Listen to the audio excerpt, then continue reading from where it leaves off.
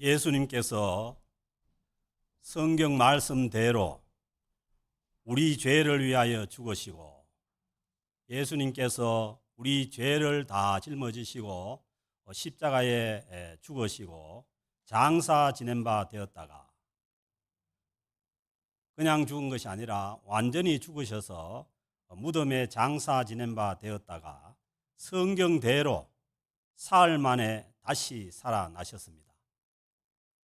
그래서 예수님의 부활은 이 고린도전서가 쓰여질 당시 500명 이상의 사람들이 직접 눈으로 본 역사적인 사건입니다. 우리가 2명의 정의만 있어도 그걸 인정을 하는데, 그런데 500명 이상의 사람들이 직접 눈으로 본 역사적인 사실을 인정하지 않는 것은 안 되는 거죠. 그래서 이제 이 의심이라는 것은 한이 없는 것이, 부활하신 주님께서 갈릴리에 가셔서 제자들 앞에 서 있을 때도 그 제자들 중에 의심하는 자가 있었다는 거 아닙니까? 그리고 도마도 아무리 그 11명의 제자들이 보고 나서 예수님을 만났다 해도 자기가 손가락을 직접 예수님의 그 못자국에다가 넣어보지 않고는 안 믿겠다고 한 거예요. 그래서 부활은 역사적인 사실입니다. 그리고 주님께서 오셔서 요한복음 11장 25절에서 주님 자신이 자신을 가리켜서 나는 부활이요 생명이라고 선언하셨어요. 주님은 부활 생명이십니다. 그런데 문제는 뭐냐 하면은 주님의 이 부활 생명이 나하고 무슨 관계가 있느냐는 거예요. 그런데 성경은 계속해서 말씀하시기를 예수 그리스도의 부활 생명이 곧 우리의 부활 생명이라고 말씀합니다. 그래서 오늘 주신 말씀, 이 20절 말씀도 그러죠. 그러나 이제 그리스도께서 죽은 자 가운데서 살아나사 잠자는 자들의 첫 열매가 되셨도다.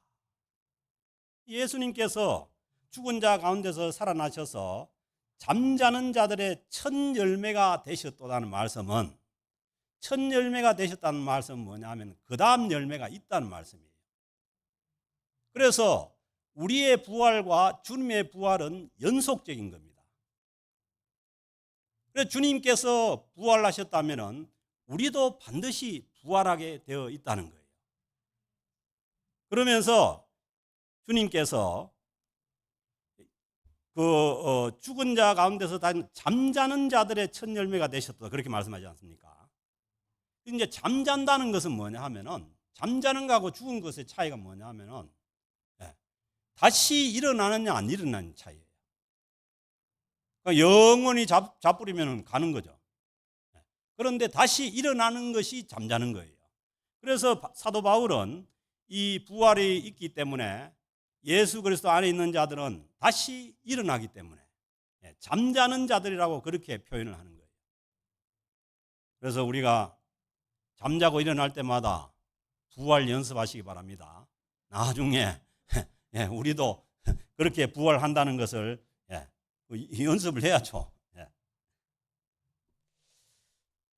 예수님께서 부활하셔서 영원히 사신 것처럼 예수 그리스도 안에서 부활하는 성도들도 주님의 부활과 연계가 되어 있기 때문에 영원히 사는 몸으로 부활하게 되어 있습니다. 그래서 성경 말씀은 인간의 죽음과 믿는 자가 얻을 부활 생명을 계속해서 사도 바울은 설명을 하는데 대표성의 원리로 설명을 합니다. 제가 늘 말씀하지 않습니까? 일본하고 한국하고 축구하면은 축구해가지고 2대1로 이겼다. 누가 이긴 겁니까? 한국이 이긴 겁니다. 한국이. 축구 선수들이 이긴 게 아니라 한국이 이긴 겁니다. 왜냐하면은 그 사람들이 한국의 대표기 때문에 그런 거 아니에요. 그래서 21절에 보면은 사도 바울이 어떻게 설명해요? 사망이 한 사람으로 말미암았으니, 그 사망이 들어온 것도 대표성의 원리에 의해서 아담 한 사람으로부터 사망이 들어왔다는 거예요. 그래서요, 여러분들이 아무리 죄인이 아니라고 깡다구를 피워도 죄인입니다. 왜냐하면 대표성을 위해서 아담 한 사람의 원죄가 계속해서 내려오고 있는 거죠. 그 나이 먹어 보면은 이 유전자의 힘이 얼마나 강한지 알아요. 저도 요즘 사진 찍어 놓은 거 보면 우리 아버지 모습하고 거의 비슷해요. 갈수록 이 유전자의 힘이 그대로 나타나는 거예요. 그래서 그게 이미 뭐냐 하면은 우리 속에 죄의 이 유전자가 계속해서 이어져 내려오고 있어요. 그렇기 때문에 그 원죄로 인해서 누구나 다 죄인이 되어버린 거예요. 그래서 죄의 삭이 뭡니까? 사망이잖아요.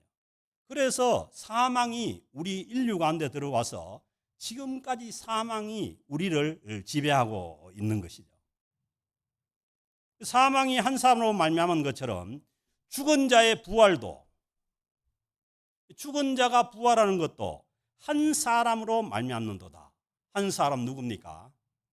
예수 그리스도를 말미암아서 우리가 그 예수 그리스도의 부활에 연계되어서 모두가 다 나중에 일어나게 돼 있다는 거예요. 그리고 22절 말씀은 아담 안에서 모든 사람이 죽은 것 같이, 그 영적으로 죽는 사건은 아담이 원죄를 범함으로 말미암아서 아담 안에서 모든 사람이 죽었다는 거예요. 모든 사람이 죽었습니다. 그래서 막 저 시내 나가가지고 당신 죽었다고 하면 막 살았다고 바라보는데 성경 말씀은 죽었다는 거예요. 마치 이 예를 잘 들어야 되는데 나무 가지를 저 파란 나무 가지를 하나 크게 큰 가지를 꺾어 놓으면 그게 살아 있는 것 같죠. 처음에 꺾어졌을 때는 살아 있는 것 같지. 근데 그게 산 겁니까? 죽은 겁니까? 그래서 영원한 생명이신 하나님께로부터 떨어져 나온 그 하나님을 떠나서 배신하고 나온 그 인간은 살아 있으나 죽은 겁니다. 그 성경은 죽었다. 아담 안에서 모든 사람이 죽은 것이다. 그리스도 안에서 모든 사람이 삶을 얻으리라. 아멘. 아담 안에서 모든 사람이 죽은 것처럼 부활 생명이신 예수님께서 부활 생명이라고 하시지 않습니까? 부활 생명이신 예수 그리스도 안에서 모든 사람이 생명을 얻었다는 거예요. 삶을 얻었다는 거예요. 영어 번역 보면 도저히 belong to him will be raised. 그러니까 중요한 것은 뭐냐 하면은 어디에 속해 있느냐의 문제예요. 축구 시합도 우리가 어디에 속해 있느냐에 따라서 이기고 지고 결정나는 것처럼 우리의 부활도 우리가 어디에 속해 있느냐, 사망 세력에 속해 있느냐, 예수 그리스도의 생명 세력 안에 있느냐, 생명 안에 있느냐, 부활 생명 안에 있느냐에 따라서 결정이 난다는 거죠. 그래서 예수 그리스도 안에 있는, 보세요, 그리스도 안에서 모든 사람이 삶을 얻으리라. 삶을 얻으리라는 것이 뭐냐면 영원히 살게 된다는 말씀이에요. 그래서요, 여기에 그리스도 안에 있는 모든 사람인데 자기를 제외시키지 마시기 바랍니다. 중요한 것은 뭐냐면 그리스도 안에 있는 사람이에요. 오늘 그 주보의 말씀에 보면은 그러죠. 그러므로 그들이 하나님의 보좌 앞에 있고 또 그의 성전에서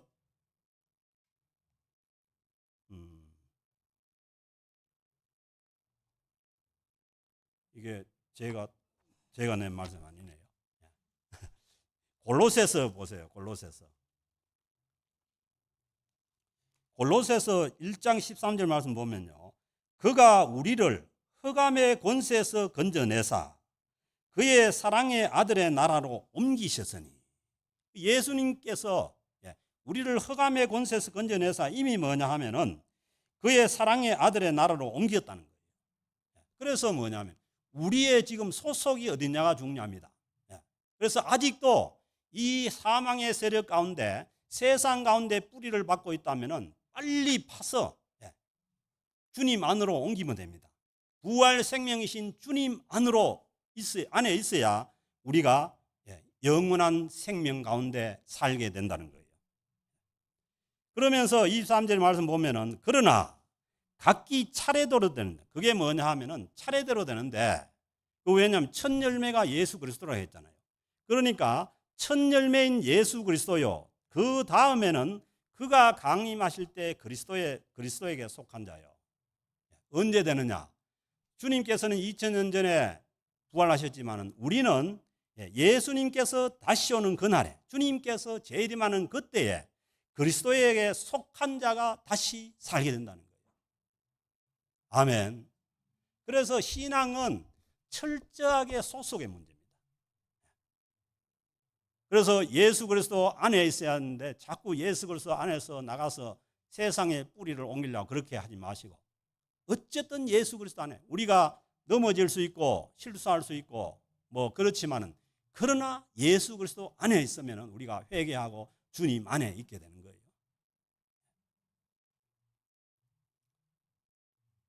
첫 열매로 주님께서 부활하셨고, 예수님을 믿음으로 예수 그리스도의 부활 안에 있는 자들은 예수님께서 다시 오실 때 일제히 부활하게 된다는 말씀입니다. 예수 그리스도 안에 있는 성도들의 부활이 있은 후에야, 성도들의 부활이 있은 후에야 마지막 종말이 온다는 거예요. 그리고 24절 보면은 그 후에는 마지막이니, 보세요. 성도들의 부활이 있고 난 다음에 그 후에는 마지막인데, 이 마지막이 종말이잖아요. 마지막이니 그가 모든 통치와 모든 권세와 능력, 이건 뭐냐면 이 세상의 모든 통치와 모든 권세와 모든 능력을 멸하시고, 아멘, 이때에 세상의 권력과 세상의 악한 그 세력에 속해 있는 모든 것들은 한꺼번에 멸해집니다. 나라를 하나님 아버지께 바칠 때라, 이건 뭐냐면 완성된 하나님의 나라를 주님께서 완성해서 하나님 아버지께 바칠 그때가 뭐냐면 종말이라는 거예요. 그가 모든 원수를 그 발 아래에 둘 때까지 반드시 왕노릇 하시리니, 그러니까 뭐 이 세상의 모든 악한 그 사단의 세력이 끝날 때까지 뭐예요? 주님께서 끝까지 왕노릇 하시리니. 아멘. 그래서 주님 어디 갚을까 봐 걱정하지 마세요. 주님은 하나님의 나라가 완성되는 그날까지 주님께서 영원히 우리의 왕이 되시고 우리와 함께 하신 줄로 믿습니다. 그리고 26절은 맨 나중에 멸망받을 원수는 뭐예요? 사망이라. 그러니까 사망이 이게 제일 힘이 좋은 거예요. 왜? 끝까지 사람을 완전히 얽어매고 사람을 종속을 시키고 가두는 거예요. 왜? 맨 나중에 멸망받을 원수는 사망이다. 그래서 이 사망의 세력이 멸망받을 때 뭐예요? 그 사망의 세력에 속해 있는 모든 것들은 그 사망의 세력에 끌려서 멸망이 되는 거죠. 그게 지옥입니다. 지옥.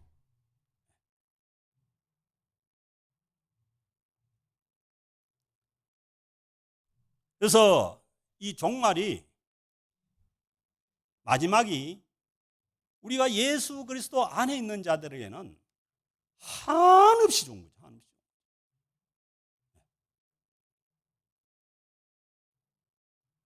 그래서 우리는 예수 그리스도 안에서 우리가 마지막 우리의 부활 영생을 소망한다면은 우리의 미래는 한없이 밝습니다. 중간에 비록 어려움이 있고 힘든 일이 있고 굴곡이 있더라도. 그래서 이 바른 종말론은요, 예수 그리스도 안에 있는 자에게는 한없이 밝은 종말론이죠. 한없이 영광스러운 종말론이죠. 그래서 이 바른 종말론을 가지고 있는 사람은 현재의 삶도 바뀌게 되어 있습니다.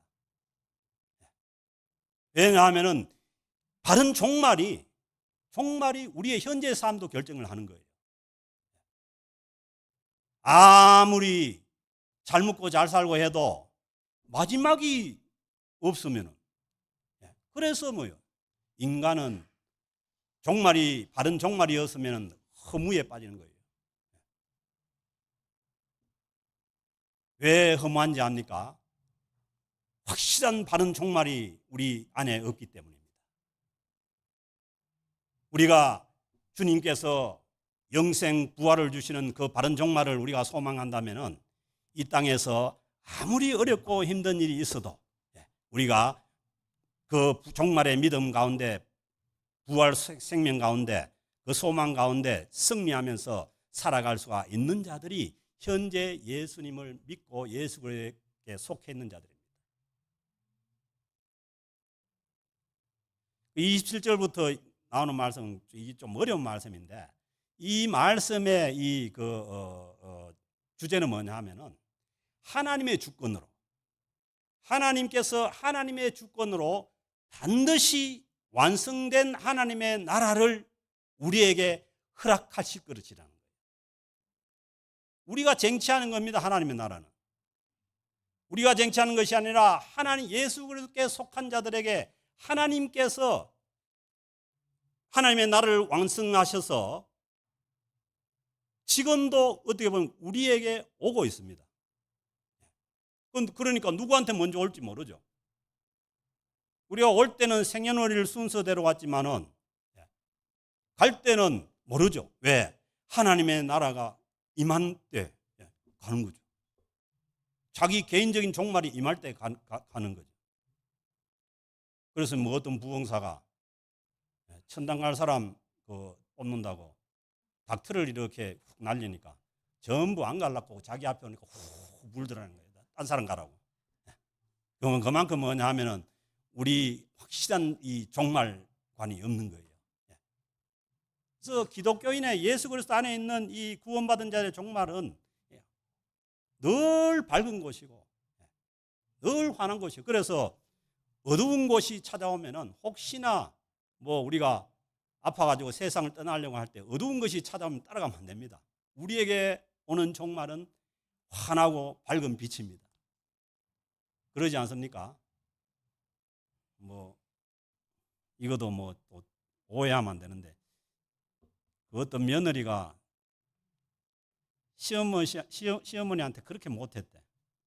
그런데 어떤 자가 병원에 병이 들어가지고 갑자기 이제 죽어가지고 갔는데 천국에서 나오는 빛을 잠깐 보고 그냥 돌아왔는데 사람이 확 바뀐다는 거예요. 그 다음부터 시어머니한테 잘하고 잘 살았던 얘기가 있어요. 그러니까 우리 그 하나님께서 예비한 이 그 마지막 하나님의 나라는 너무 밝은 것이죠. 그래서 오늘 우리가 찬양했지만은 영원히 거기서 살리라는 거예요. 왜? 주님께서 부활 생명을 허락하시기 때문에. 그리고 이제 29절 말씀은 이것도 이제 잘 이해를 해야 되는 게 그때 당시의 상황을 이해를 해야 돼요.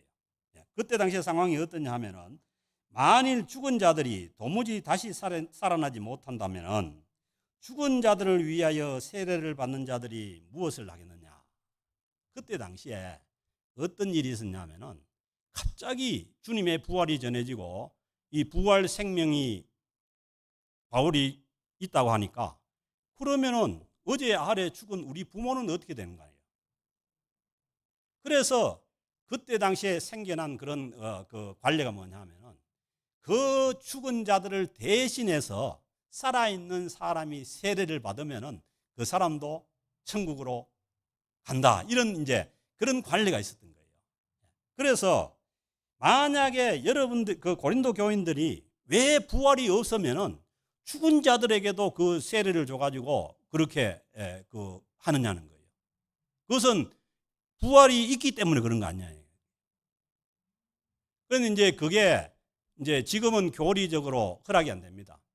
그 개신교는 살아있을 때 복음을 전해서 믿어야 되지 죽은 다음에는 더 이상이 없어요. 왜? 죽은 다음에는 하나님의 손에 있기 때문에 뭐 사람이 어떻게 할 수가 없어요. 그런데 카톨릭과 비교하면 카톨릭은 죽은 다음에도 죽은 영혼을 위해서 계속해서 기도를 하면은 연옥에 있던 영혼이 천국으로 올라간다고 생각하기 때문에 계속해서 카톨릭은 뭐예요? 사람 죽고 난 다음에는 막 살아있을 때는 별로 기도 안 하는데 죽고 난 다음에 계속해서 기도하는 거예요. 왜? 그거 영혼이 올라간다고 생각하니까.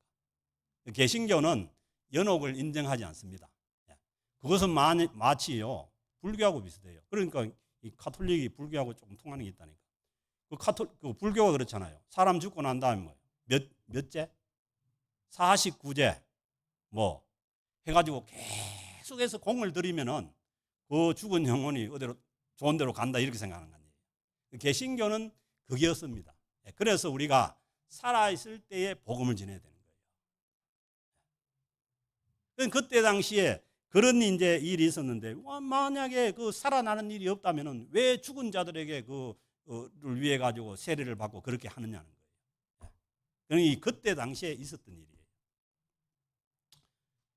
그러면서 또 말씀하기를 부활이 없다면은 또 어찌하여 우리가 언제나 위험을 무릅쓰리요.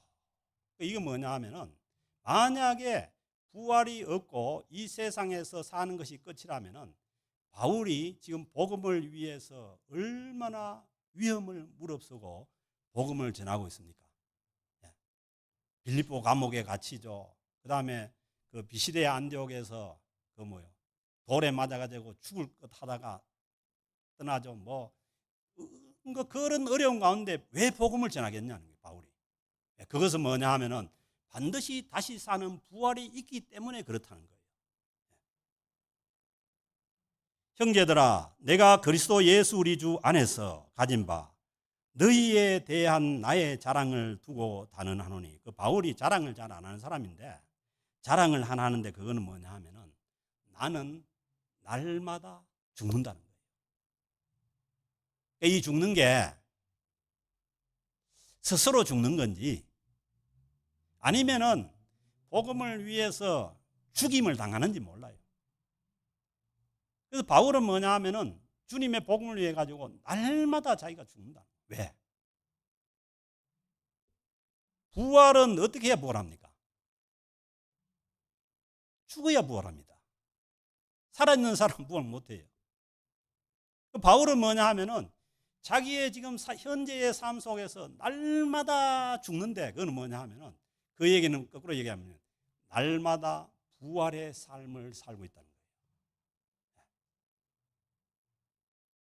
그 복음을 전하기 위한 그 고난과 힘든 고통 속에서 비록 자기는 날마다 죽는 것 같은 그런 고통 속에 있지만은 그러나 자기는 날마다 주님의 부활을 소망하며 현재도 그 부활을 당겨서 부활의 삶을 살아가고 있다는 거예요. 사랑하는 성도 여러분, 이 개신교인이 정말 강한 것은, 정말 강할 수 있는 것은 뭐냐 하면은 자기의 종말을 확실히 알 때입니다. 우리의 종말이 예수 그리스도 안에서 반드시 다시 사는 부활 생명이 있다고 믿을 때 우리는 이 현실에서 당하는, 현재 당하는 여러 가지 어려움과 또 예수 믿는 것 때문에 당하는 여러 가지 어려움 속에서도 우리는 믿음으로 승리하며 나아갈 수가 있는 것입니다. 그만큼 뭐냐 하면은 이 종말론이 중요한 거예요. 어떤 종말론을 갖고 있느냐.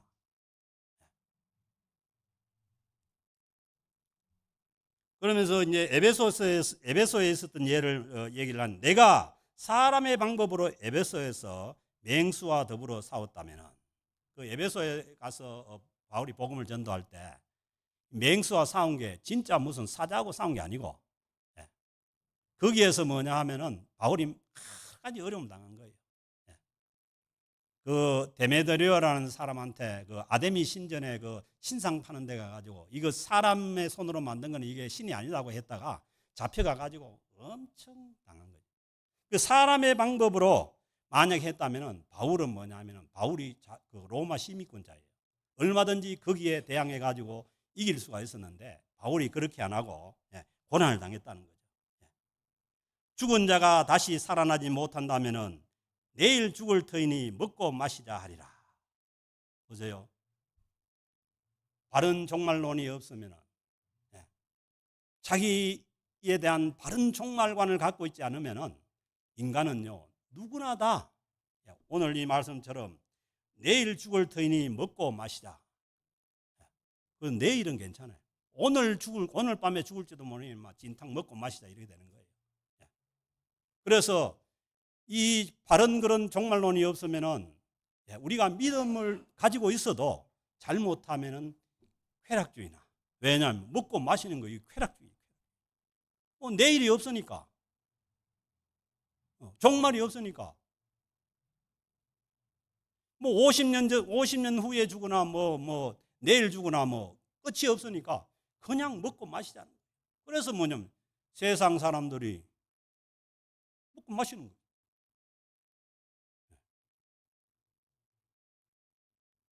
왜? 내일이 없다니까요. 종말이 없다니까요. 이 먹고 마시다가 안 되면은 뭐예요? 그것도 이제 끝나면 뭐예요? 허무해집니다. 예수 안 믿을 때 제가 그랬어요. 저도 그런 얘기 있잖아요. 논다면 논다 이런 얘기 있잖아요. 놀러 다니다가 그게 화려한 불빛이 꺼지고 저 자취방에 가지고 누워 있으면요, 한없는 허무가 물립니다. 허다립니다. 그 바른 종말이 없는 인생 그겁니다. 젊을 때 좋을 때 먹고 즐기자 해가지고 즐겼는데 나중에 갈 때 되면 뭐냐면 한없는 허무가. 그래서 뭐냐면은 바른 종말이 없으면 다 죽을 때 되면 다 우울증을.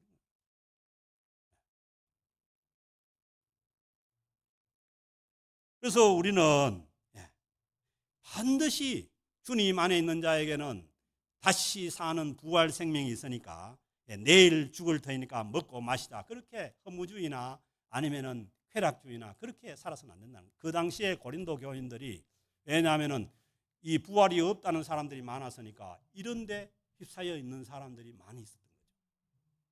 우리 요즘도 마찬가지입니다. 우리가 바른 종말관을 갖고 있지 않으면은 먹고 마시자, 쾌락이나 아니면은 뭐예요? 허무주의나 그렇게 갈 수밖에 없는 거예요. 그러면서 33절 말씀입니다. 속지 말라는 거예요.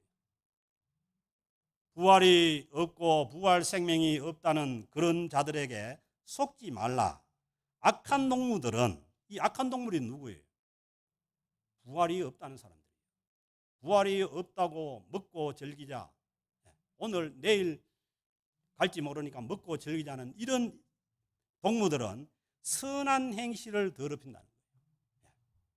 우리가 주님의 부활을 믿으면은 우리가 그 부활을 바라고 우리가 주님에 속해서 주님의 말씀에 순종해서 살아가고, 그리고 우리가 거기에 벗어났을 때는 깨닫고 빨리 돌아와서 주님 안으로 돌아올 수가 있는데 그렇게 안 사는 거예요. 왜냐하면 부활이 없으니까, 종말이 없으니까.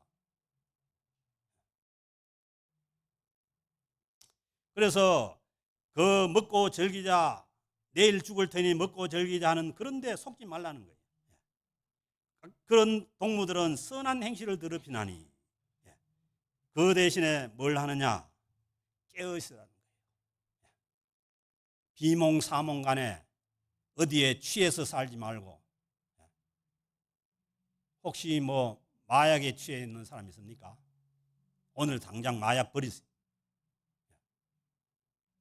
늘 술에 취해서 비몽사몽간에 해롱해가고 삽니까? 끊으세요. 그래서 깨어라는 거예요.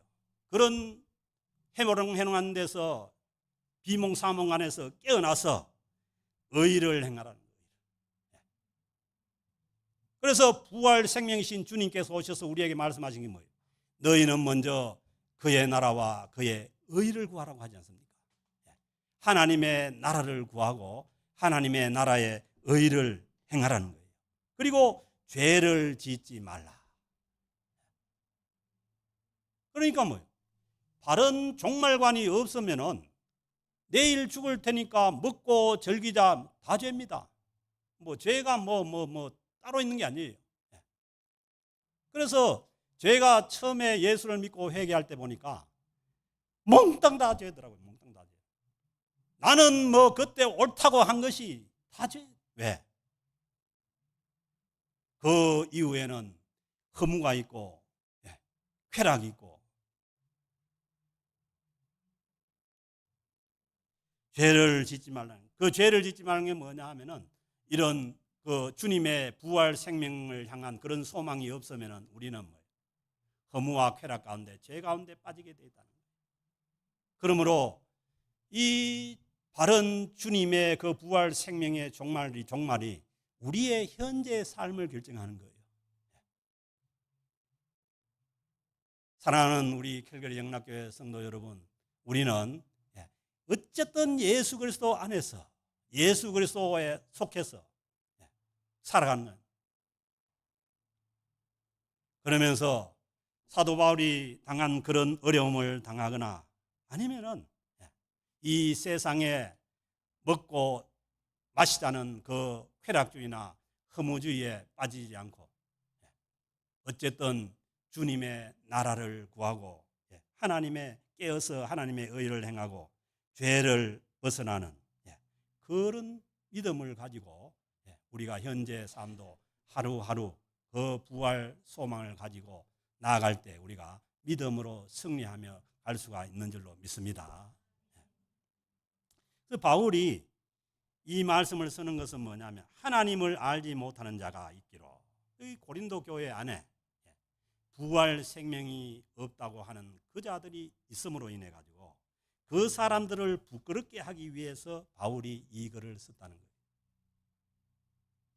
혹시나